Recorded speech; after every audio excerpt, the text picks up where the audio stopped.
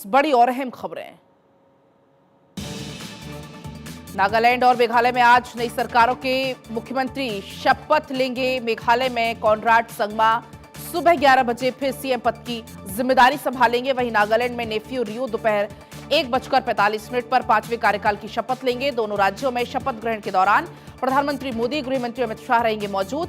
मेघालय में NPP, UDP, BJP और HSPDP गठबंधन की सरकार बनने जा रही है। कॉनराड संगमा फिर से सीएम पद की शपथ लेंगे। उन्होंने राज्यपाल को 32 विधायकों का समर्थन पत्र सौंप दिया है। सोमवार को राज्य के मुख्यमंत्री और एनपीपी के राष्ट्रीय अध्यक्ष संगमा के ने कहा है कि नए गठबंधन को मेघालय डेमोक्रेटिक अलायंस 2.0 कहा जाएगा। उन्होंने बताया कि राज्य की कैबिनेट में एनपीपी को 8 सीटें, यूडीपी को 2 सीट और एक सीट बीजेपी और एचएसपीडीपी को दी जाएंगी।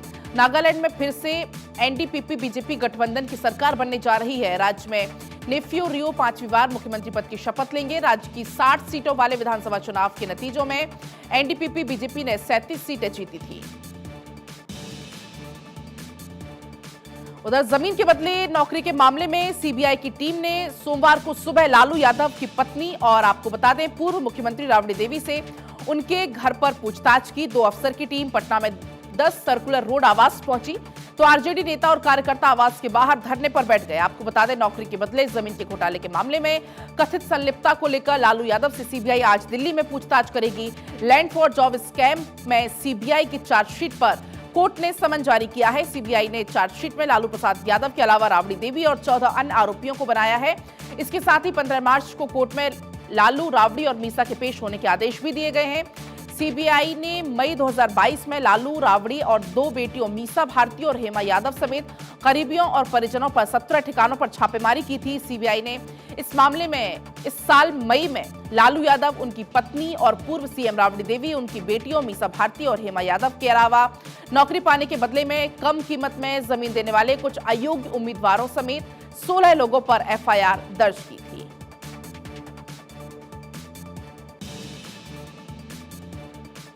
दिल्ली के पूर्व उप मुख्यमंत्री मनीष सिसोदिया की होली अब जेल में बीतेगी। आबकारी घोटाले के मामले में सीबीआई ने कोर्ट से मनीष सिसोदिया की रिमांड नहीं मांगी। इसके बाद कोर्ट ने उन्हें 20 मार्च तक न्यायिक हिरासत में जेल भेज दिया है।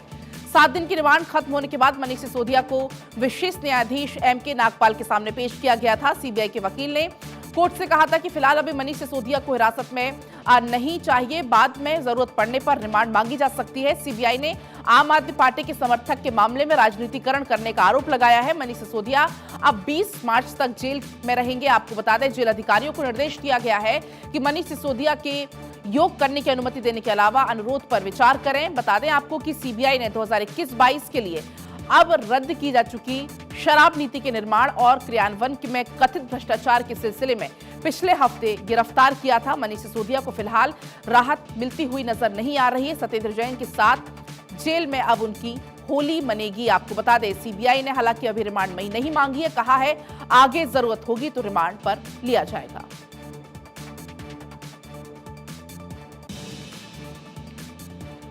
प्रधानमंत्री मोदी ने हेल्थ एंड मेडिकल रिसर्च पर आयोजित पोस्ट बजट वेबिनार में हेल्थ सेक्टर को लेकर सरकार में कम काम गिनाए और दुनिया को 1 अर्थ 1 हेल्थ का मंत्र दिया।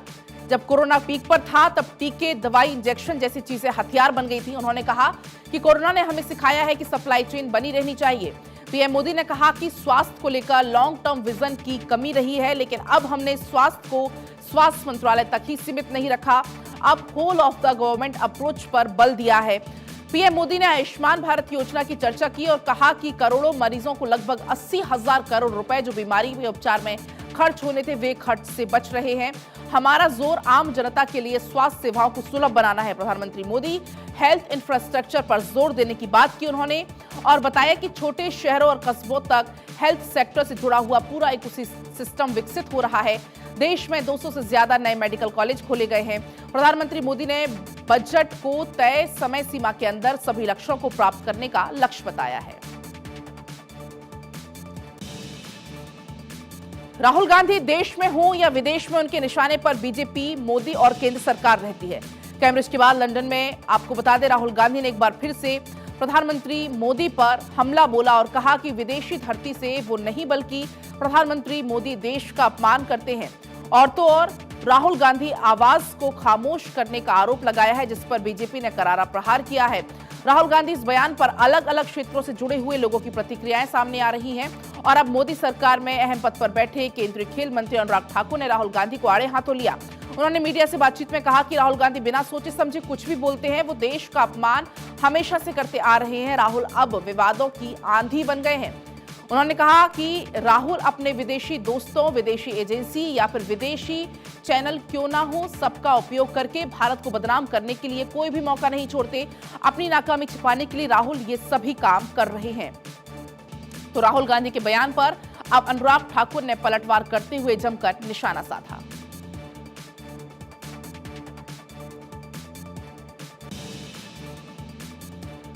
दिल्ली के पूर्व उप मुख्यमंत्री मनीष सिसोदिया को आबकारी नीति घोटाले मामले में जेल भेज दिया गया है। उसके बाद अब आम आदमी पार्टी और सीएम केजरीवाल की मुश्किलें कम होती हुई नजर नहीं आ रही। इसी बीच दिल्ली में विपक्ष की भूमिका निभा रही बीजेपी नेताओं और कार्यकर्ताओं ने दिल्ली के सभी 70 विधानसभा क्षेत्र में केजरीवाल सरकार के खिलाफ प्रदर्शन किया।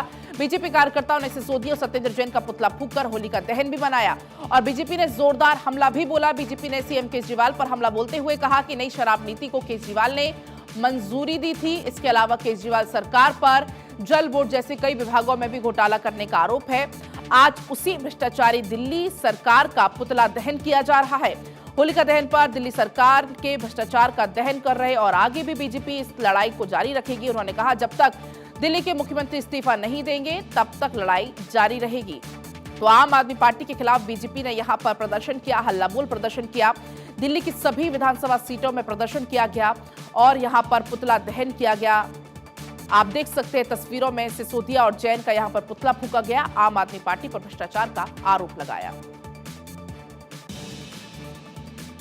छत्तीसगढ़ के बिलासपुर जिले में पत्नी, आपको बता दें, हत्या के बाद पति ने उसके टुकड़े करके शव को पानी की टंकी में छिपा दिया। नकली नोट छिपाने के आरोप में एक व्यक्ति को गिरफ्तार कर लिया गया है।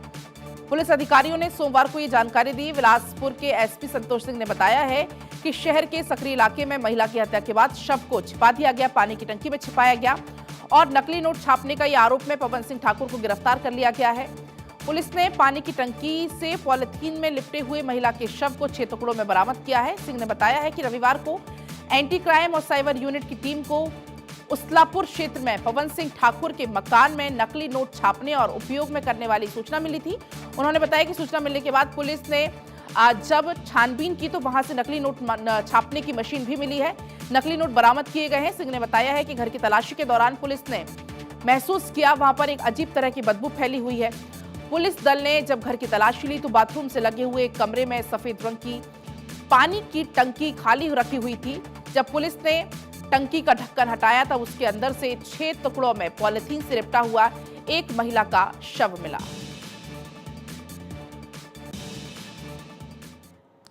और इसी के साथ फिलहाल वक्त एक ब्रेक का, या बने रहिए भारत 24 के साथ।